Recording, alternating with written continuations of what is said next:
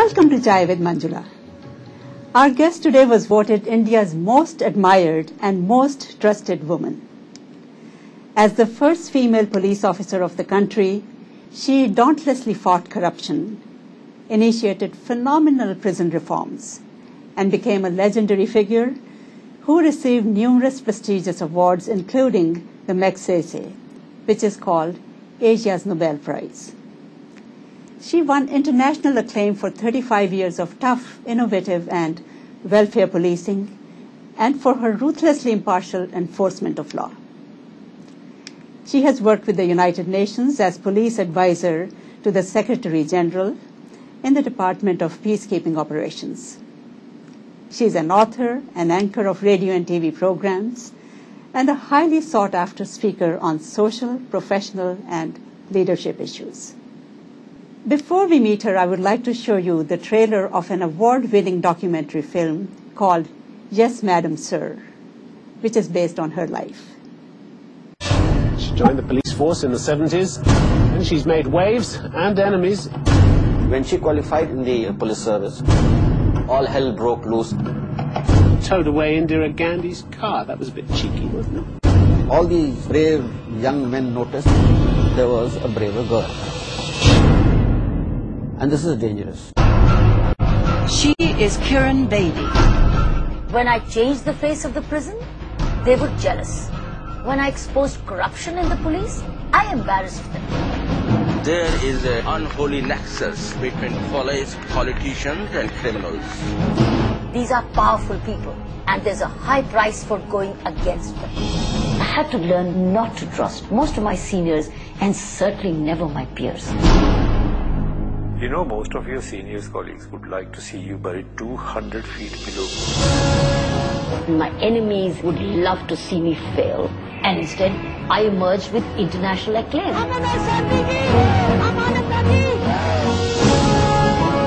Work has been my priority, and my family just got as much as I thought they needed. What were you doing chasing a mob single-handedly in the middle of Delhi?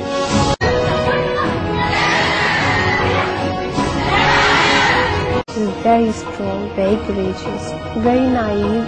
She does have a temper. She's everything. It's all KiranBedi.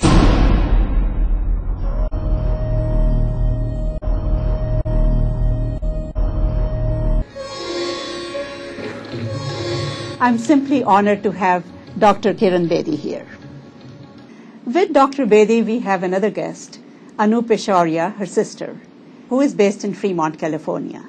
Anu is the first appointed legal advisor to the Indian Embassy in Washington, D.C., a social worker and founder of Seva Legal Aid in the U.S., which is a project of India Vision Foundation, and author of the book Immigrant's Dream. Anu is also the recipient of numerous prestigious awards for her social work as well. Kiran and Anu work together on several initiatives through their own nonprofit organizations. And another amazing fact is that both sisters were national tennis champions.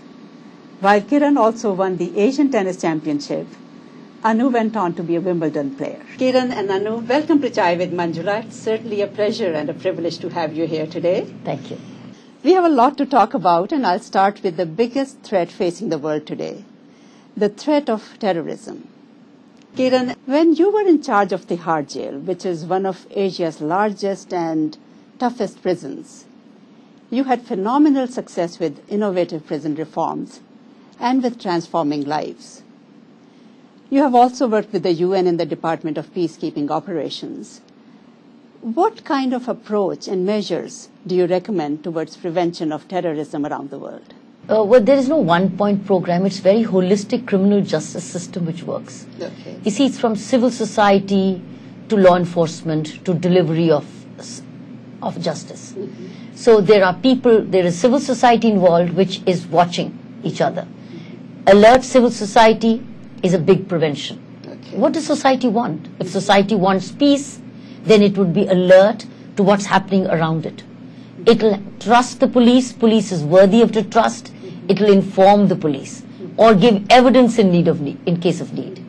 then you have a system of policing which responds and is trusted and has the intelligence wherewithal.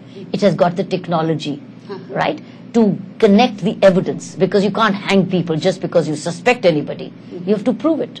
Right. So you have to have evidence, which again comes from civil society and the technology advances of the police law enforcement. It has to have the capacity, the intelligence networks. And then once it has the evidence, you have the courts to try the culprits faster, right?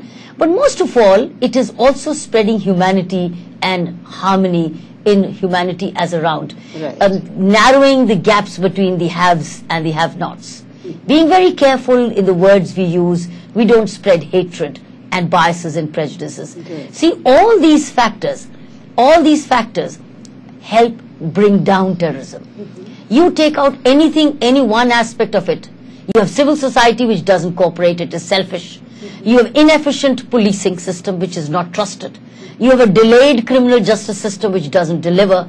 Or you have hatred going around in society and the political leaders talking about dividing people amongst races, castes, regions, etc. You will have nothing but increase of terrorism. And you have the increasing regional divide, the digital divide, the economic divide, the caste divide, religious divide. It doesn't help. That's the point. So when you attack terrorism, you have to play, everybody has to play a role in whatever they are, whether they're politicians, whether they're members of a civil society, whether they're parents or they're teachers or religious preachers, right? All this, or systems or professionals, public officials, whoever is in whatever place has a role if you want terrorism to fall. But if everybody feels it's somebody else's role first, mine later, well then you will only have nothing but increase of terrorism. So a holistic approach and a humanitarian approach. Correct. I know you took a very humanitarian approach there. It's said that you turned the hard jail into an ashram, which is considered a spiritual place. And, you know, oftentimes even in the US we see that once prisoners come out, they repeat their crimes. And they sometimes become even a bigger threat to society. So what kind of reforms did you find most effective, and have some of your reforms been followed by other prisons in and outside of India? Manjula, we need to understand, why does a prisoner who comes from a prison come back to commit crime again? Why? Because the time he has spent in the prison was just a holding place. It was not a reformative place. If you're just holding people, then you're actually animalizing them or making them brutish. But if you're reforming them, then humanizing them and sending them as corrected human beings. It's the time which they spend inside the prison which is vital to either dry clean or contaminate. Right? So that's what I did in Tihar prisons in Delhi, which is Asia's largest prison, in the Asia Pacific. We made sure that anybody who was in the prison used the time to be reformed rather than deformed. Right? So, and how did we do a reform process? Through education, through meditation programs, through yoga, through sports, through intercommunal harmony, right? Through self-reflection, right? Through self-audit, through huge amount of literacy and education and moral values, not conversion of religions, but to understand that in the end, it's all the path of peace, which makes you happy and settled. So I think that's what transformed. But otherwise, it's a very dangerous situation if you don't use the time well for the prisoners. So mine was nothing but quality time management inside the prison, where you just left on your own, locked up, to be with yourself. You will have nothing but prison rapes, nothing but prison violence. What do they do after that? It's nothing but raping society again, or ripping apart society. See? So I think that's the key, is that it's the duty of the powers that be, the prison administrators, the governors, is to ensure they create systems of time management correctly inside the prison for every prisoner, which does not necessarily mean more budgets. Do the prison model the way we did. We involved non-profit organizations, we involved civil society from outside to come and support the programs from within at no cost basis. Oh, that's it was a wonderful like idea. serving the community. I had hundreds of NGOs, non-profit organizations, collectively and individually coming into the Tihar prisons during my time when we transformed the prison to come and serve, to teach, to counsel, to help meditate, to run festivals, provide job works, provide skills training. Indian universities opening up branches inside the prison, like the Indira Gandhi National Open University inside. So we brought in universities, we brought in schools, we brought in teachers, we brought in social workers, we want health workers at no cost to the government. Wonderful. So that's a very innovative approach that the world can learn from. Yes. And I also heard that some of your reforms are being studied. Yes. Well, first of all, I wrote a book on this called It's Always Possible. Okay. It's about the prison reforms? Yes. It's a whole document on, it's a solid book on It's Always Possible. Okay. This was a postdoctoral work of mine as a project of the Nehru Scholarship, which I got. And then I wrote this because I knew it would probably never get written again, because the way we all communitize, the way we evolved a model called the 3C model, called collective, corrective, community-based model. I've given the modeling, that model being replicated. It is an Italian course in Milan University. Okay, it's been translated in Italian. This book is into publication in Spanish. It's been translated into Bhasha, plus other languages. So this is, and it's an all-India program now. Okay. And it is also the law. Whatever we did in the Indian Delhi prisons of Tihar jail, these are now national policies in India. Okay. Vipassana meditation and art of living and other programs are now being asked to be delivered in Indian prisons around the country. And so are NGOs allowed. NGOs are allowed if the prison authorities allow. So they're not barred, they're not banned, nor is media banned. Media can be allowed inside the prison as long as it doesn't glorify criminals. So it is now being replicated around the country and around the world in many places. Significant. Yeah. Well, as I mentioned earlier, with Kiran, we also have our sister Anu Peshauria, who lives right here in the Bay Area in Fremont, California. And Anu works with Kiran on a lot of initiatives, social initiatives. Anu, when did you come to the U.S. and what have you been doing all these years? Well, I moved here about 8-10 years ago. I was a practicing lawyer in India in the Supreme Court. And I used to do a number of cases for women and issues facing the country, bringing about changes in the laws, a lot of PILs in the Supreme Court. And I also used to assist when my sister started the India Vision Foundation in cases for poor people. So when I moved to the United States, I saw an altogether different picture of what I thought about United States. People yearn to come to America. People think this is the best place in the world. But when I came and saw a different kind of an abuse in the United States, and the immigrants that I saw suffering was amazing. I think people, when they move to the United States, they do not know that one of them usually comes on a dependent visa. The other person has a long queue for a green card. So most of them do not have the liberties to do so many things here. It takes them almost 10 to 15 years to pick up their head and even be equal to another US citizen. The dependent visa does not have any right to work. So most of those women who are very educated staying at home, and half of them cannot work anywhere, and if there is any domestic violence at home, or if there is any disagreement, and any one of them wants to take a divorce here, even if he's on a visitor, he could come in 2 months and file papers. So in a place like India, where marriage is sanctity and it takes years to build that up, and in India, lots of parents spend a lot of dowry and money to women because they think the man is going to take care of them. They come here in 2 months, they get a divorce.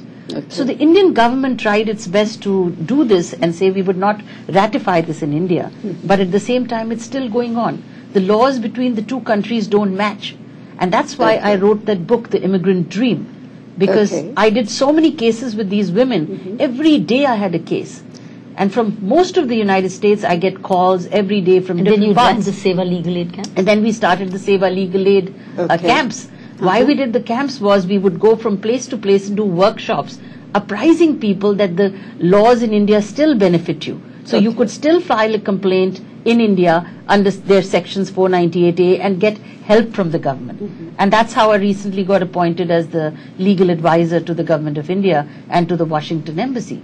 So I started this project Save a Legal Aid here, and I wrote this book Immigrant Dream. And now I'm further doing a lot of research on the laws between India and United States. What should be passed so that the laws in both of the countries synchronize with each other and they do not, these women don't fall through the cracks.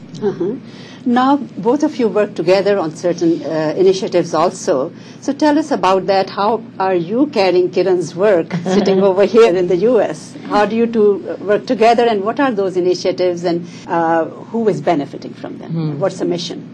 Well, the India Vision Foundation, which Didi founded in India, I started a chapter of that here called the India Vision Foundation USA. I see. And what we do is raise awareness of the programs which she does in India. And what are the programs, Kiran? Oh, there are many. It's education of prisoners' children. Okay. It's training women inside the prison also. It's like stopping the revolving door. I see. Saving the next victim. That's what India Vision. But then it expanded into rural education, environment issues. And the latest now is community colleges, which is huge in the States, but it's just started as a movement in India. We are taking off this movement. This community college is registered with the world's largest open university called the Indira Gandhi National Open University. So that means all the vocational courses, educational vocational courses which we conduct for the poor, at the bottom of the pyramid, on a very small fee, very subsidized education, but very high quality. The children, the boys, the dropouts, those children who do these programs from this community college become employable. They get a degree and they can look for jobs, or they can become entrepreneurs themselves. So this is the latest program of India Vision Foundation. I see. Our program is make this into a replicable model in Delhi and Haryana, and then expand it, make it pan-India, because India is in need of 400 million jobs. Half of India is young and waiting to be employed. So we are needing 400 million employable jobs, because this is the age group of 18 to 25 so it's all looking for jobs. So we have to look for employable hands. Now in this, we're looking at, by this pan-India community college movement, we at least make 10 to 20 million entrepreneurs employable, who further employs 10 others or 5 others, which makes a critical mass of employable youth. So I think that's the real challenge which India Vision Foundation, both the US and India chapter, are planning to work, bring in NRIs together to encourage the movement of opening community college, which means vocational schools. India has just 5,000 ITIs. China has 500,000 vocational schools. So India actually provides a vocational education just to 4%. I wanted to raise the level to at least 60 to 70%, because every human being productive means more contribution to national wealth.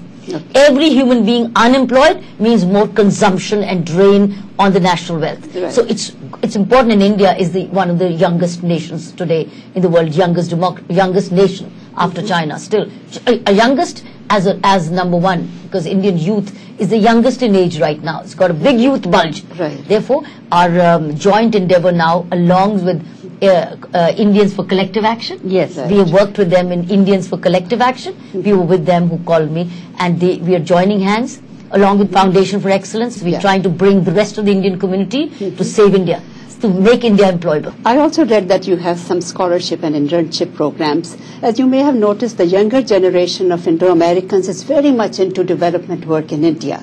Do you have provision for them to do internship there with your initiative? Always welcome. Yes. We do invite internships. And there's scope for internships, both internship with her at the Fremont, where Anu lives. So Anu with internships with Anu in Fremont, internships with me in New Delhi and Haryana. They could apply through KiranBedi.com. Kiran, you have also been writing books. So tell us about some of them. Well, I wrote my biography after my PhD in 1983. I got in the habit of regular writing, and that's what PhD does. It gets into get into the mood of research and writing, very organized thinking. So I wrote my book, I Dare. It's an autobiography. It's been regularly updated. So it's been the longest successful autobiography in India, the maximum selling. It's a Hay House publication. And then I wrote It's Always Possible, which documents the entire transformation of the how of the Indian prison system. So I've written the what and the how. Okay. And then I write regularly fortnightly columns from my family counseling centers. So that's a book called What Went Wrong. Then another book is also a compilation of my fortnightly columns, a book called Issues and Views, or the book called As I See. That's a sterling publication. Okay. So then I moved on to write another book, recently released, is a book called Broom and Groom. Okay. Broom and Groom is about civility, civil behavior, saying broom, broom and groom. So that's a later release just 2 months ago. You can go to the website also, Broom and Groom. That's co-authored with the author called Pawan Chaudhary, who's a great thinker in India. So that's a lovely document of the mistakes we make in communications and in our behavior. So these are about the books I've been regularly writing.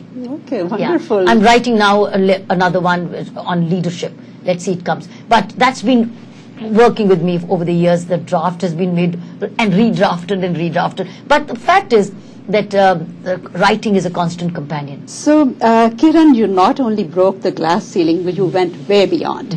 And you have actually become an epitome of bravery and courage. And some very well-known examples are when you towed away Indira Gandhi's car, when you handled a mob of 3,000 militants with one stick in your hand, and the way you handled the Tihar jail. So my question to you is, what is the source of your strength? And also, what is your message to the women out there who are trying to break the glass ceiling day after day after day, even today, even in the US? You know, just as you recharge your mobile phone every day, don't we? Yeah. We recharge our computers. We believe that recharging is only external. We forget recharging is actually internal. And how do you recharge it? Yeah. By plug it in the right place. Okay. You got to plug this spiritually. You have to plug this with the right thinking. You have to plug this in right attitudes. Every day in the morning when you get up, to say, thank you, Lord.